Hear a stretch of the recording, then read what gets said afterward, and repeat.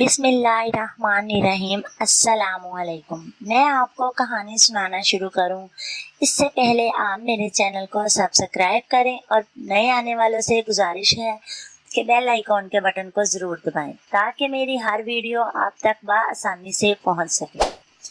इरम आज अपने कमरे में अपने बेड पर पड़ी खुदा की शुक्रगुजार कर रही थी कि खुदा की रहमत बहुत है।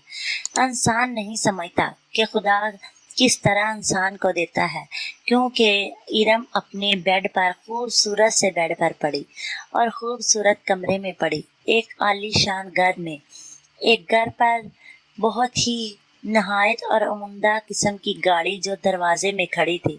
घर में नौकरानी थी। इरम ने कभी ख्वाब में भी ये सब कुछ ना सोचा था, और इंतहा से ज़्यादा मोहब्बत करने वाला शौहर जो उसे मिला था, उसने तो कभी ख्वाब में भी ये सब कुछ ना सोचा था। उसने कभी गरीबी तो बचपन में भी ना देखी थी, लेकिन अमीरी का चेहरा भी ना देखा था, क्योंकि उसके नसीब में अमीरी भी, अगर गरीबी नहीं तो अमीरी भी ना थी। वो वक़्त और हालात का सामना बआसानी से करती थी, लेकिन फिर भी उसे ये सब कुछ मिलने की कभी उम्मीद ना थी। इरम अपने बहन भाइयों में सबसे छोटी थी। उसकी 4 उससे बड़ी बहनें थी और एक भाई जो सबसे बड़ा था। इरम अपने बेड पर पड़ी ये सभी बातें सोच रही थी कि अचानक उसके फ़ोन की बेल बजी। इसने फ़ोन उठाया तो आगे से इसका भाई ही बोल रहा था, और भाई ने कहा कि इरम प्लीज़ मुझे 50,000 रुपया 5-6 दिन में ही उधार दे दो। अगर हो सके तो मैं तुझे 4-5 माह में वापस कर दूँगा। इरम ने अपने भाई को कहा कि भाई इसमें इतने मजबूरी वाली कौन सी बात है, आप फिक्र ना करें, मैं शाम को सरफराज आते हैं तो उससे बात करती हूँ, और इंशाल्लाह मैं अल्लाह से दुआ करती हूँ कि और उम्मीद रखती हूँ कि मैं सुबह ही तुम्हें 50,000 रुपया दे दूँगी। ये बात कही तो भाई उसका शुक्रिया अदा करते हुए अल्लाह हाफिज़ कहकर फ़ोन कट गया, और इरम अपने बेड पर फिर से लेट गई और कहने लगी, वाह खुदा, तेरी रहमत बड़ी है, खुदा की लाठी भी बड़ी बेआवाज़ है। मैंने ये सब कुछ तो ना मांगा था, लेकिन मैंने कभी ये ना सोचा था कि कभी ऐसा वक्त भी आएगा कि मेरा बड़ा भाई मेरा इस तरह शुक्रिया अदा करेगा। लेकिन मैं इस बात से खुदा तुझे पूछ रही हूँ कि क्या अब मेरे बड़े भाई से कोई सवाल ना होगा? क्या अब बड़े भाई से फरिश्ते सवाल ना करेंगे कि तुमने क्या किया? पहले तो भैया बहुत बड़बड़ाते थे, आज तेरे उसे कोई फिक्र नहीं कि आज खुदा उससे सवाल ना करेगा। इरम अपने बहन भाइयों में छोटी थी। ये कहानी इस इरम लड़की की है जिसने इंतहा से ज़्यादा अपने भाई और की झिड़कें सुनी थी। बड़ी बहनें 2 शादीशुदा थी, 3 बहनें कमवारी थी, एक इरम और 2 इससे बड़ी। भाई ने बाप को काम से हटा दिया था। बाप जिम्मेदारा करते थे। भाई ने कहा कि अब्बू जान आप जिम्मेदारा छोड़ दें, लेकिन भाई फिर भी भाई के कहने पर अब्बू जान ने जिम्मेदारी ना छोड़ी। भाई जिम्मेदारी का काम करता रहा। वो खेती बाड़ी करता था, हल चलाता खेतों में, लेकिन भाई अक्सर कहते कि छोड़ दो। भाई ने रफ्ता रफ्ता करके थोड़ी थोड़ी ज़मीन बेचना शुरू कर दी। अब ज़मीन का कुछ ही टुकड़ा रह चुका था, तो भाई ने कहा कि अब्बू जान हम इसे भी बेच देते हैं। अब्बू ने कहा कि नहीं अली, ये तुम गलत कह रही हो। अगर ये ज़मीन का टुकड़ा भी बिक गया तो मैं किसी काम का नहीं रहूँगा, मैं क्या करूँगा, मुझे तो आदत है काम की। तो भाई ने कहा, नहीं अब्बू जान आप फिक्र ना करें, जब मैं आप कमाने वाला हूँ तो आपको किस बात की फ़िक्र। अब्बू ने भाई की बात मान ली और वो ज़मीन का टुकड़ा भी बेच दिया। ज़मीन का टुकड़ा बेचने के बाद अब सारी जिम्मेदारी भाई पर आ गई। अब्बू बहुत बूढ़े हो चुके थे, इसलिए ज़्यादा काम काज तो कोई और कर ना सकते थे, लेकिन जो खेती बाड़ी थी वो उसके लिए बहुत ही आसानी से हो रही थी, क्योंकि अब्बू जान अक्सर फसलों में स्प्रे वगैरह या बजाई का काम मज़दूरों से करवा लेते, कुछ पैसे देते और बजाई वगैरह सभी कुछ करवा लेते। लेकिन ये था कि खेत में जाते और कुछ पैसे हमें बआसानी से बच जाते थे, लेकिन अब ये काम ख़त्म हो चुका था। भाई ने ये ज़मीन मैं सबसे ज़्यादा बेहतर जानती हूँ क्यों बेची थी, इसलिए کہ ہم 5 بہنیں ہیں، ہمارا کوئی کسی کا بھی شوہر اس میں سے حصہ نہ مانگ لے۔ استغفر اللہ، کتنی غلط سوچ ہے۔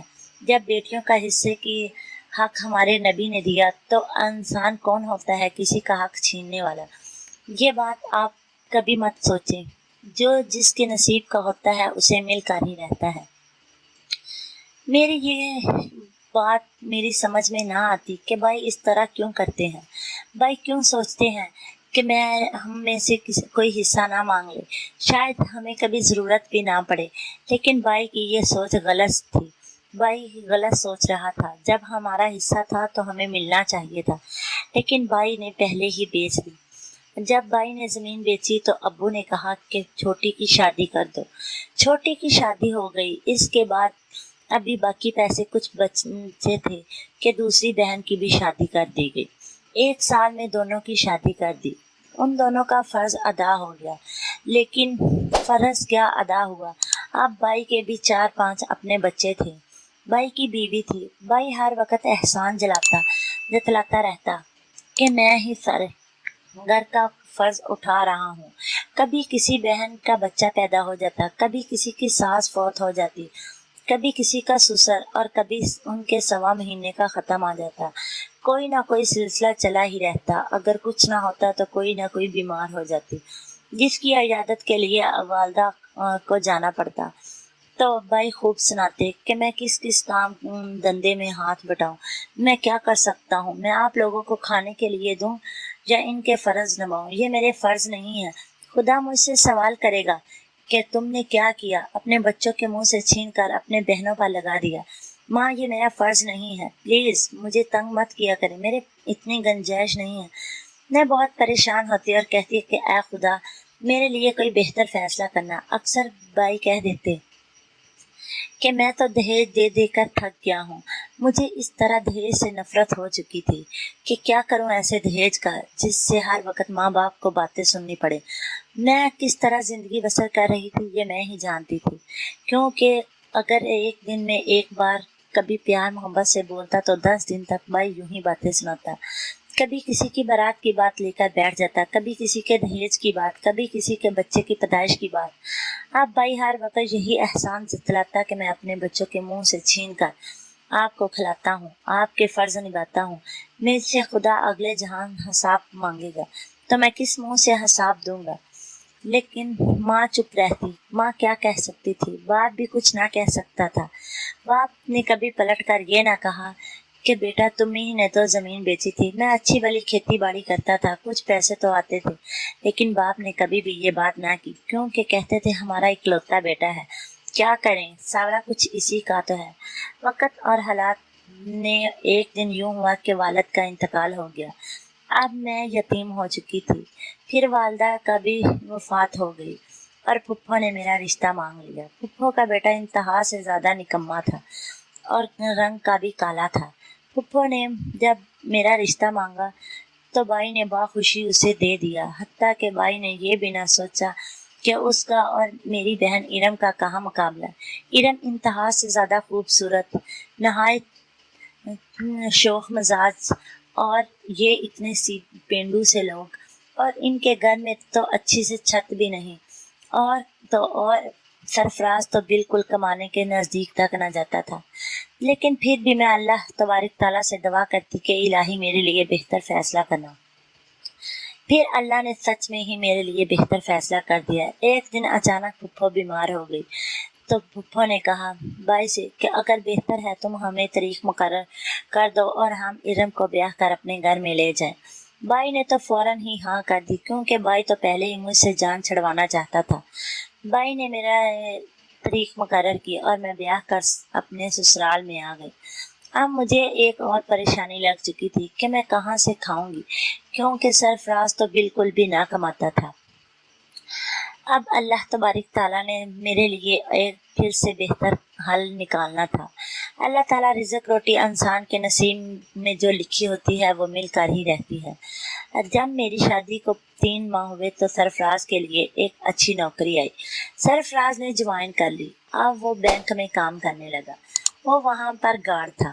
گارڈ کی نوکری کی اس وقت 10,000 روپیہ تنخواہ تھی۔ ہمارا بآسانی سے گزارا ہونے لگا۔ رفتہ رفتہ اس کی تنخواہ بڑھتی گئی۔ اللہ نے ہم پر مہربانی کرتا گیا۔ یوں ہی ہوتا گیا، جب ایک دن وہ پڑھا تو تھا ہی، ایک بڑا افسر بن گیا۔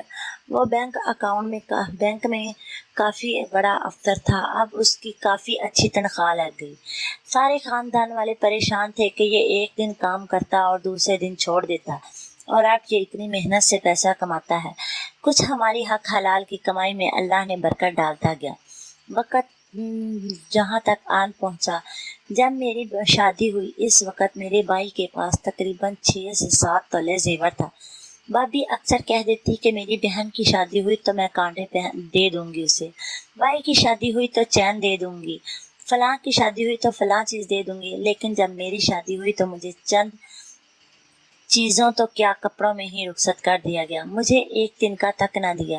میرے صرف 10 سوٹ تھے اور 3 جوتی۔ اس کے علاوہ مجھے اس گھر سے کوئی بھی چیز نصیب نہ ہوئی۔ نہ تو بھابھی کے منہ میں آیا کہ ایک کانٹوں کی جوڑی اسے ڈال دے، نہ بھائی کے منہ سے نکلا کہ ایک چین یا ایک انگوٹھی تو کیا ایک کوکا تک بھی اسے ڈال دے۔ میں خالی ہاتھ سسرال میں آئی تھی، لیکن اللہ نے آہستہ آہستہ میرے شوہر کو اتنی ترقی دے دی۔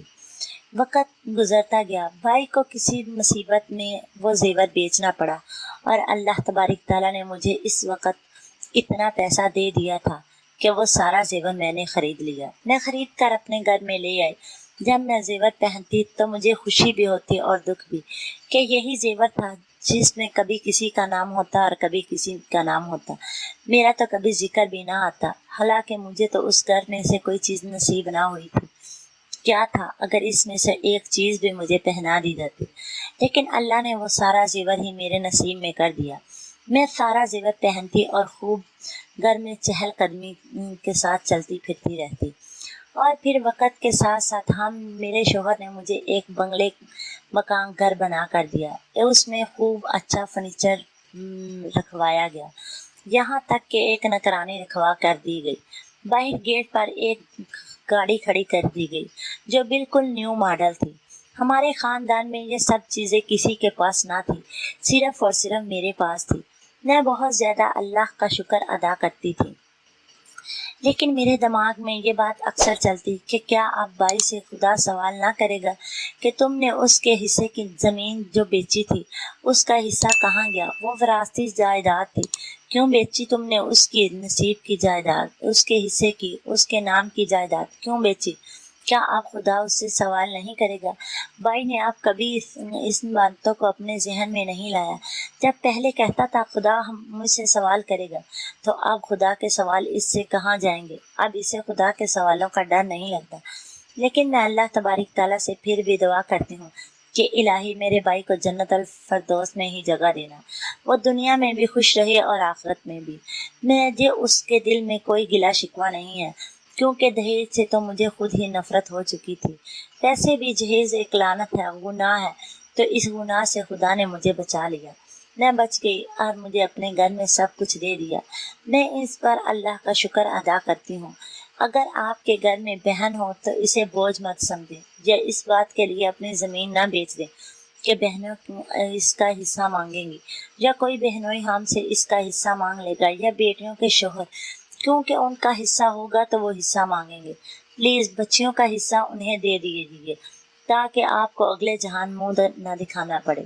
اور میں اپنے ہر بھائی سے گزارش کرتی ہوں کہ اگر آپ کے گھر میں بہنیں ہیں تو آپ پر بوجھ نہیں ہے، وہ آپ پر فرض ہے، آپ کے باپ کا قرض ہے جو اسے آپ نے ہی نبھانا ہوتا ہے۔ اگر باپ کو کام چھڑوا دینا آپ کا فرض ہے تو انہیں بھی نبھانا آپ کا فرض ہے۔ میری اس کہانی کو توجہ اور غور سے سنیں اور اس پر عمل کریں، تاکہ چھوٹی سے چھوٹی غلطیاں اور کوتاہیاں ہماری دور ہو سکیں۔ میں اپنی ہر کہانی میں ہی سبق کوئی نہ کوئی ضرور رکھتی ہوں، لیکن میں پھر بھی یہ سچی کہانیاں سناتی ہوں۔ میری آپ بیتی آنکھوں میں دیکھی سچی کہانیاں ہیں، کوئی میرے اپنوں کی اور کوئی غیروں کی۔ میری ہر کہانی میں سبق ہوتا ہے۔ میں چاہتی ہوں اگر کوئی میرا اپنا یہ کہانی سنے تو اس سے ضرور سبق حاصل کرے اور اپنی باتیں ذہن نشین کر کے انہیں اسی گناہ کو بچے، تاکہ آئندہ اپنی استغفار کرنے سے آپ کے گناہ دھل جائے۔ میری کہانی سننے کا شکریہ. ملیں گے نئی کہانی میں نئے سبق کے ساتھ. اللہ حافظ.